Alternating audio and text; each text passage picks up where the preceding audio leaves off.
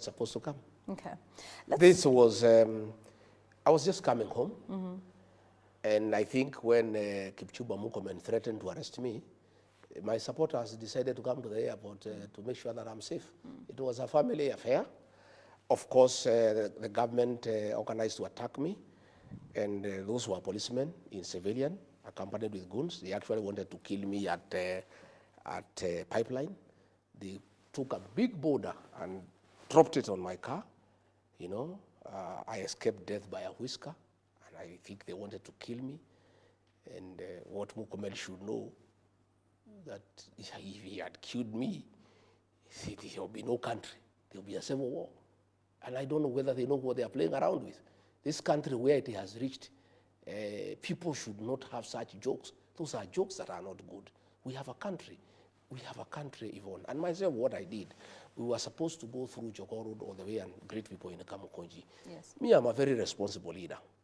When I assessed the situation, and I realized that a lot of force had been mobilized, policemen in civilians with guns, accompanied by goons with knives and pangas and rocks, and a civilian aircraft with policemen was hovering in the air and coordinating with the civilian officers on the ground, giving them our movement. Like I wanted to pass through express highway. The police blocked me so that I go to where the trap had been set. When I analyzed the situation, you know, I said, let's cancel going to Jogoo, because I don't want people to die in my name. I don't want women to be hurt. Even journalists, your colleagues, ask them, you were with them there, they were beaten, their cameras were taken, the money was taken from them, they were threatened with the knives. A lot of violence was meted against us, you know? And it is a threat, by the way. Even I heard the minister say, no, we were not aware of their movement. Yet he was saying 2 days before, we have credible intelligence, there will be violence. Of course, he had credible intelligence, there will be violence, because they are the ones who are organizing the violence. He was predicting the same violence that he is organizing. So what I'm saying is, when I was away, they were trying to say, when Rigiji is out of the country is peaceful. But my team went to Murang'a. They were attacked by police with guns and goons. Again, they went to Gilgil. They were attacked by police and gangs. They went to Subukia. The violence that we have seen against DCP and myself is being carried out by the state. And I must say today, because it's important, I cannot report William Ruto to the police because they are under him. I cannot report the police to themselves. I cannot report Murkomen to the DCI because he is under him. So in the situation that I face with my members, I can only report them to the people of Kenya. You know, sometimes I hear Ruto saying, oh, go and write a statement. We write a statement to who? How can you go to report William Ruto to the police? How can you go to report Kipchumba Murkomen to the police? You can only, what I can do in my position is just tell the people of Kenya what is happening. The National Police Service is independent? It's not independent, it's because not how can it be independent when Murkomen is telling them shoot to kill, when William Ruto is saying shoot in the leg? They are just pretending that they are independent. They are not. That guy called Douglas Kaja, he is from my home. And I told him the other day, you are a potential customer of ICC. Remember what happened to General Ali? William Ruto and Kipchumba Murkomen will use you. What is happening? I told him, Kaja, he's from my village. One of these days, you'll be in ICC. I want to tell these county commanders in Nairobi and elsewhere that we have set up a team to document all these violent activities. We have, like now what happened in Nairobi, we have documented it. The county commander, Nairobi, the sub-county commander, Embakasi, when we form government, they'll have to answer. Because why are they allowing police and goons to attack people? The county commander, Murang'a, the sub-county commander, Kegumo, the sub-county commander, Gilgil, Subukia, we are documenting all these excesses. When this administration goes, and it will go, I want to assure you, there's a new administration. You will be held to account. So, and what happened in Central Police Station is a living example and testimony. The DIG Langat told people to torture Albert Ojwang. DIG has been absolved from blame. He's going back to work this week. The OCS, Central Police Station, the sergeant on duty, the corporal on duty are facing murder charges. I want to use this opportunity tonight to talk to our police officers. I want to talk to you as a father, as a leader in this country. Please stop being misused by William Ruto and Murkomen to do unlawful things because you'll answer. I want to ask our policemen to always be guided by 4 documents in the pursuit, in the course of their duty. The Constitution of Kenya 2010, the Penal Code, Chapter 6.3, the Criminal Procedure Code, Cap 7.5, and the Evidence Act, Cap 8.0. With those 4 documents, you can hold your ground.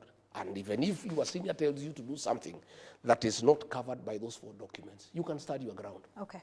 But I want to say,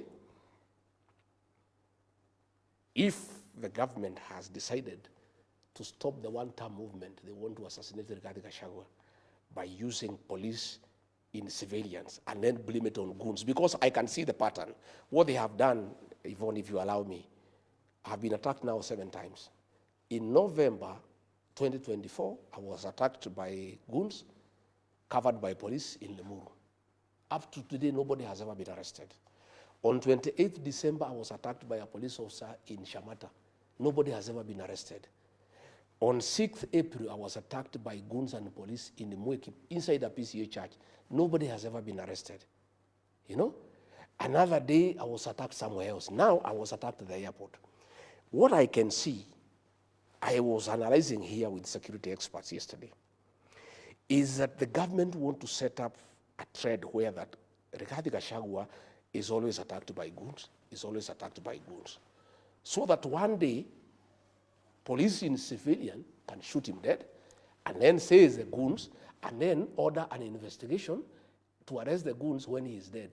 What I want to tell them is, and I want to be very cautious, I want to say, it's important I say, because I have seen the trend of what is happening.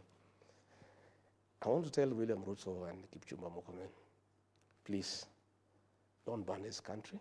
This is our country, we have no other. Okay. Let us be careful. Don't do stupid things. Okay. Yeah? Thinking that you are stopping the one-term movement, yeah? And create civil war in this country. Please All right. don't. We will also talk about that one-term movement in a moment. But, you know, there was something you said a little earlier, that when we form government, you were giving a message to the police. Let's talk about that now. In the United Kenya opposition, some of your supporters have been saying that of all the aspirants, you are best placed to run for president. Mr. Gachagua, can you confirm to us tonight if this is something that you are doing? Are you interested in running for president of the Republic of Kenya? What a question, Yvonne. Am I interested? Why not? I am a candidate to be president of the Republic of Kenya. I am qualified. I have support. I am looking for more support. And I'll be on the ballot as a candidate for president. Let's talk about you being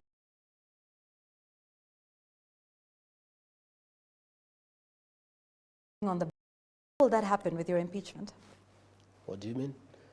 William Ruto, Uhuru Kenyatta had charges against him, crimes against humanity.